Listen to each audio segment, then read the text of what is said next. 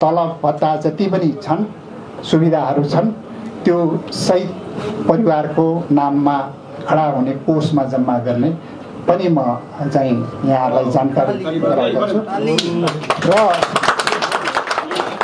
सुरक्षाको हिसाबले मसँग सुरक्षाको हिसाबले आवश्यक चाहिँ सुरक्षाकर्मी र आवश्यकता अनुसारको जुन फेसिलिटी लजिस्टिक मैले सुरक्षाको कारणले लिनुपर्ने बाहेक कुनै पनि सुविधा मैले नलिने पनि चाहिँ उद्घोष गर्न चाहन्छु।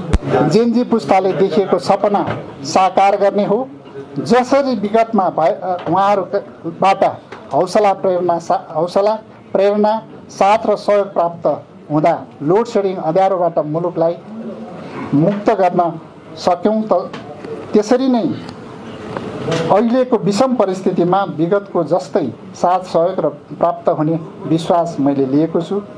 म प्रति यहाँहरूले देखाउनु भएको उक्त विश्वासको लागि जेनजी पुस्ताका भाइ बहिनीहरू सहित सम्पूर्ण आमा बुबा दाजुभाइ दिदीबहिनीहरूप्रति कृतज्ञता व्यक्त गर्दछु। वास्तवमा हामीले यहाँ धेरै ठुल्ठुला कामहरू गर्छु भनेर घोषणा गर्ने आएको पनि हैन। ठुला काम सुरुवात गर्छौँ हामी, ठुला काम सम्पन्न होइन सुरुवात गर्छौँ।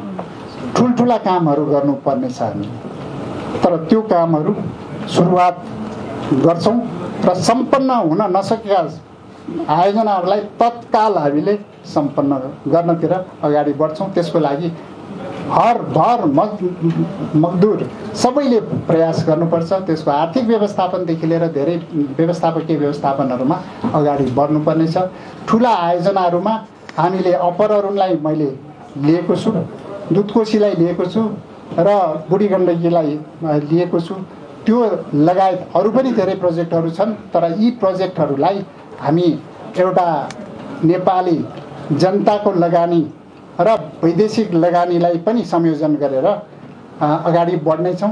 यो अप्पर अरुण भन्ने प्रोजेक्टलाई जुन 1063 मेगावाटको प्रोजेक्ट छ, विदेशमा रहेका नेपाली जनता, नेपाली भाइ बहिनीहरू, नेपाली साथीहरू र देशभित्रका सम्पूर्ण साथीहरू, सम्पूर्ण नेपाली जनताको एउटा लगानीमा अगाडि बढाउने गरेर हामी अगाडि बढाउनेछौँ। यो दुईटा रिजर्भर प्रोजेक्टलाई पनि हामी त्यसलाई फन्डिङ जुटाएर देश विदेश सबैतिरबाट र सबै डेभलपमेन्ट पार्टनरहरूबाट फन्डिङ जुटाएर हामी अगाडि बढ्नेछौँ। यस विषम परिस्थितिमा यहाँहरूको सहयोगको अपेक्षा गरेको छु र यस विषम परिस्थितिमा सबै डेभलपमेन्ट पार्टनर्सहरू, हाम्रा दात्री निकायका साथीहरू सबैले साथ सहयोग दिनुहुनेछ भन्ने पनि म हार्दिक चाहिँ अनुरोध गर्दछु। उहाँहरूले यो स्थितिमा नेपाललाई अगाडि बढाउनलाई सहयोग गर्नुहुनेछ, विगतमा जस्तै धेरै सहयोग साथ दिने हुनेछ भन्ने पनि मलाई म अनुरोध गर्दछु। र मैले एउटा आफ्नो व्यक्तिगत जीवनमा म एउटा कर्मचारी भएर यहाँ आएँ।